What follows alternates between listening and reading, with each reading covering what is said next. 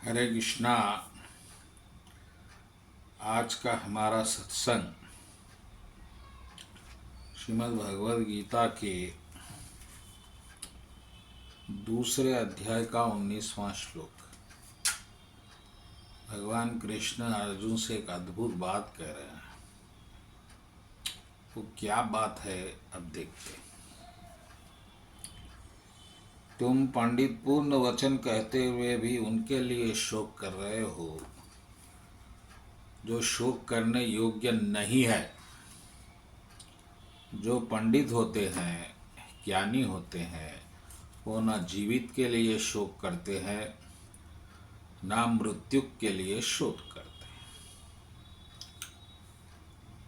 तो जैसा भक्तगणों, हम और आप एक जीवन जी रहे हैं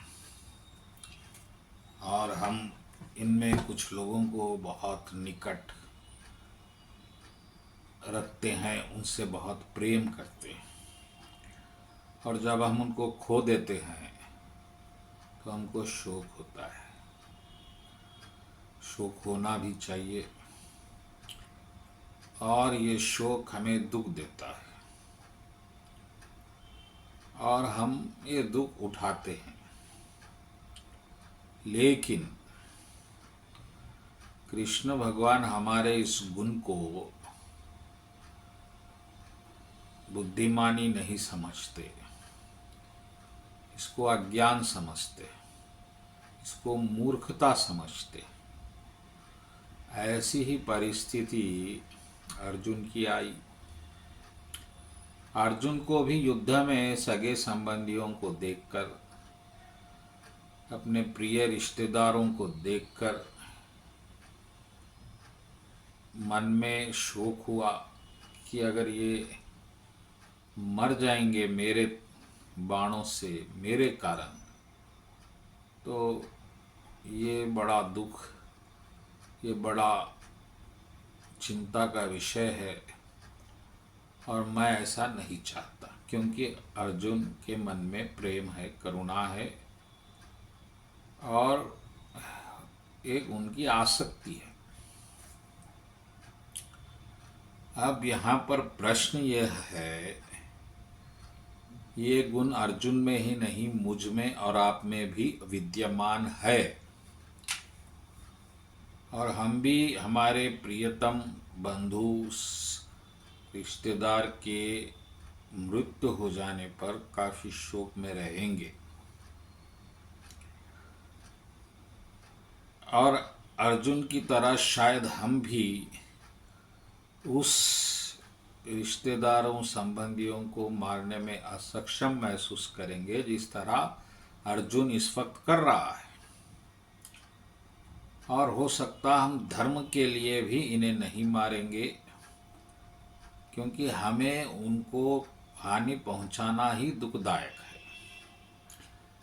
और हम शायद इस हिंसक वृत्ति के विरोध में खड़े रहेंगे और हम कहेंगे कि हम अहिंसक है और हम ऐसा हिंसक जघन्य कार्य नहीं कर सकते। तो भक्तगणों, यहाँ पर ये प्रश्न है कि धर्म के पथ पे, प्रगति के पथ पे अगर हमको जघन्य कार्य करना पड़े तो हमें रिश्तेदारों के पक्ष में निर्णय लेना चाहिए या धर्म के पक्ष में। अर्जुन का जो निर्णय है वो रिश्तेदारों के पक्ष में है, स्नेह और ममता के वश में है। ऐसे वक्त में भगवान कृष्ण का उत्तर क्या है, जवाब क्या है, उनका अपना वक्तव्य क्या है, ये ध्यान से सुनिए। फिर कहता हूँ, कृष्ण कहते हैं कि तुम पंडित्य वचन बोलते हुए भी, ज्ञानी की तरह बात करते हुए मूर्खों की तरह बात कर रहे हो। क्योंकि ज्ञानी जो होता है वो न जीवित के लिए शोक करता है, न मृत्यु के लिए। यानी कि किसी भी परिस्थिति में ज्ञानी शोक नहीं करता, ये बात निश्चित हो गई। और हम शोक करते हैं, ये बात वास्तविक है। तो हम ज्ञानी नहीं है, हम सब मूर्ख है, कृष्ण भगवान की दृष्टि में।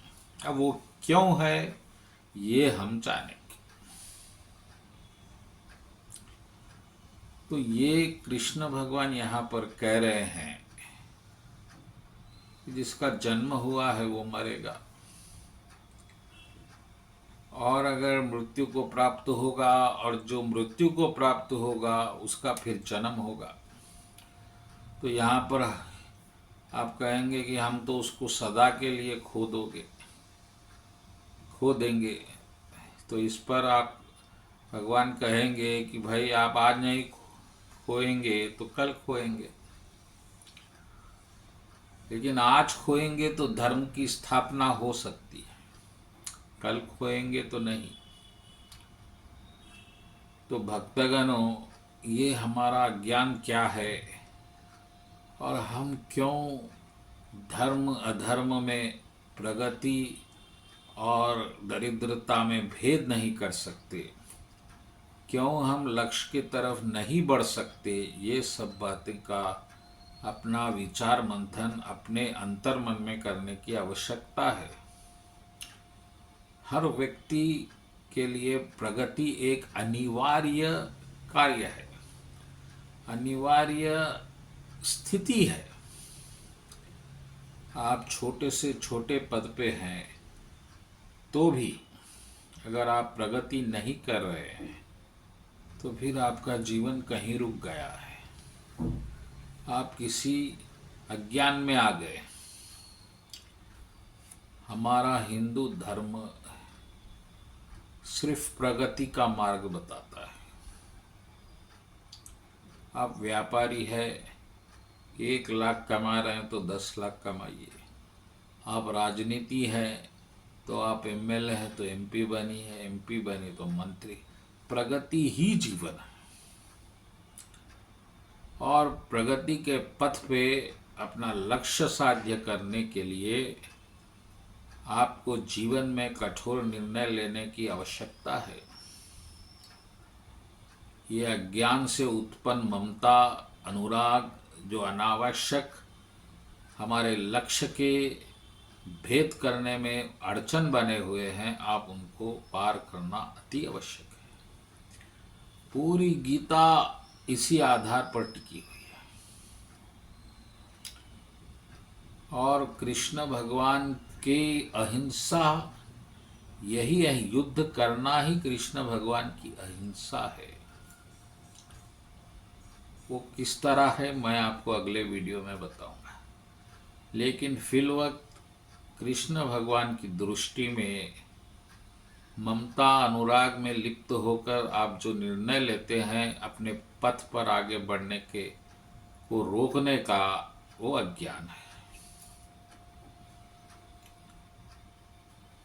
और कृष्ण भगवान की दृष्टि में अगर अर्जुन युद्ध में अपने सगे संबंधियों की हत्या भी करता है और धर्म की स्थापना हो जाती है, तो वही धर्म है, और वही न्याय है, और वही उस समय की मांग है,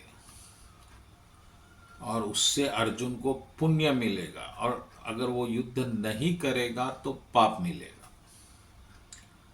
तो हम भी हमारे प्रगति के पथ पर जहाँ रुक जाते हैं, जहाँ बढ़ते नहीं हैं, वही पाप है। प्रगति पथ पर निरंतर प्रयास ही पुण्य है, और प्रगति पथ पर रुक जाना किसी भी कारण, ममता हो, अनुराग हो, आलस्य हो, निद्रा हो, मोह हो, कुछ भी हो, वो पाप है। ये गीता है, गीता प्रगति बताती है बस। इसलिए गीता पढ़िए और अपने प्रगति के मार्ग खोलिए। किसी अवस्था में आप है, वहाँ से प्रगति शुरू कर अंतिम लक्ष्य तक पहुँचिए। यही इस श्लोक की महिमा है, यही ज्ञान है कृष्ण भगवान का। और अगर ऐसा नहीं कर रहे हैं तो वह अज्ञान है। बोलिए कृष्ण कन्हैया लाल जी की जय।